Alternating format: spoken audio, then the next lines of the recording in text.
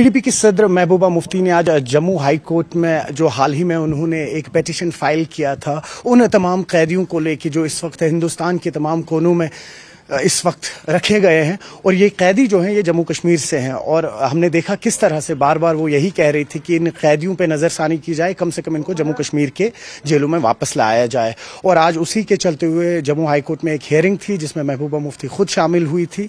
इस वक्त हमारे साथ भाजपा की leader spokes person Altaf Thakur जुटे हैं, मजीद बात करते हैं। ठाकुर साहब, किस तरह से देख रहे हैं जो आज हियरिंग हुई है? देखिए, जहां तक महबूबा जी का ताल्लुक है, महबूबा जी की पार्टी की लाइन ही या तो टेररिस्टों वाली लाइन है या हुर्रियत वाली लाइन या प्रो पाकिस्तानी लाइन है।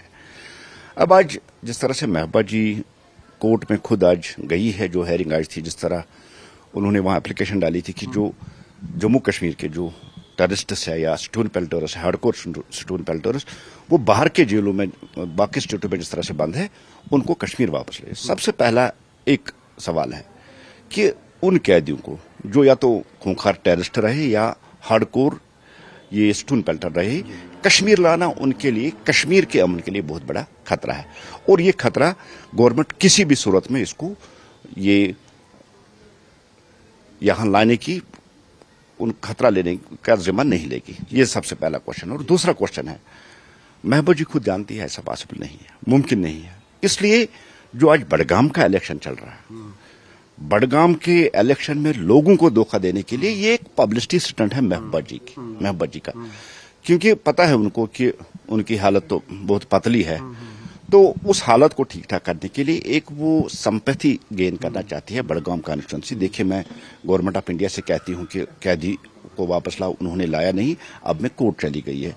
और मुझे लगता है जहां तक कोर्ट का ताल्लुक है, हमें कोर्ट का फैसले का इंतजार करना चाहिए और कोर्ट का फैसला जो होगा वो एहतराम करना है। लेकिन जहां तक मेरी राय है, देखिए, सबसे पहले देश की एकता, देश की सिक्योरिटी और देश की अखंडता।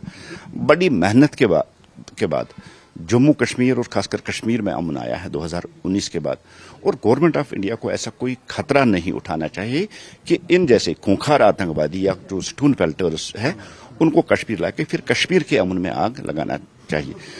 देखिए, जिनकी वो वकालत कर रही है उनको यहां लाइए। उनमें यासीन मलिक है, उसने बड़े मर्डर किए हैं, बड़े कत्ल किए हैं। आसिया इंद्राबी है, कोई कसर छोड़ी नहीं है उसने कश्मीर को जलाने के लिए।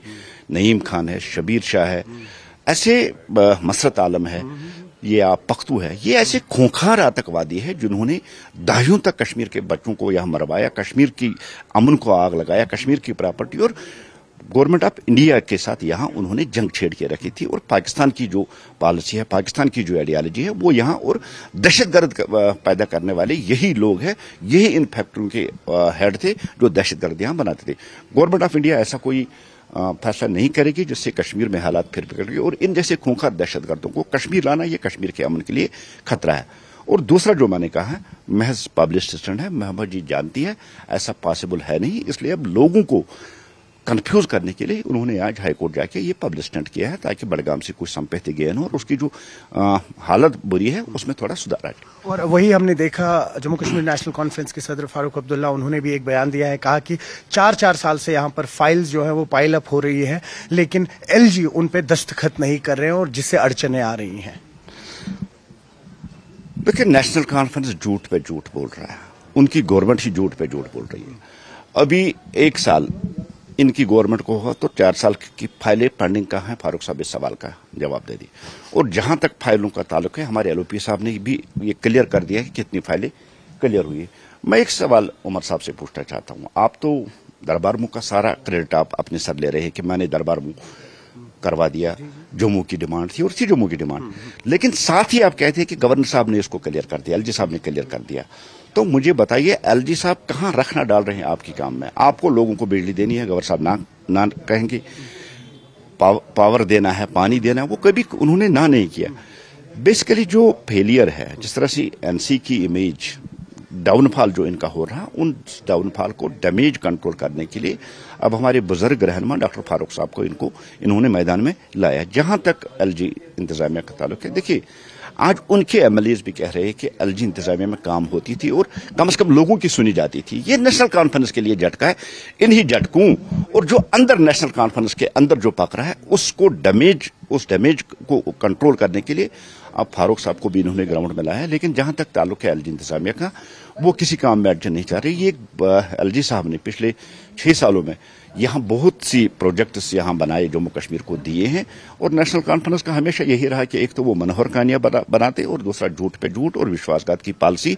मुझे लगता है जिस दिन उमर साहब ने ओथ ली है, तो जो उन्होंने मैनिफेस्टो के बाद जो उन्होंने पॉलिसी मैटर्स बनाए थे, उसमें शायद उन्होंने कहा कि 5 साल तक हमें कौन कौन सा झूठ बोलना है, कौन कौन सा विश्वासघात लोगों को करना है। इसलिए रोज एक नया झूठ सामने लाकर वो लोगों को कंफ्यूज करना चाहते हैं। अब एलजी साहब को दोष देना मुझे नहीं लगता है कि ये नहीं है। जहां भी कमजोरी है, जहां भी आपको लगता है कि लोग नाराज है या उनके अंदर के जो एमएलए नाराज है, वो नेशनल कॉन्फ्रेंस के झूठ और विश्वासघात से नाराज। बहुत शुक्रिया। न्यूज़ 18 के लिए अयूब खान के साथ श्रीनगर से मैं सरोज कफील।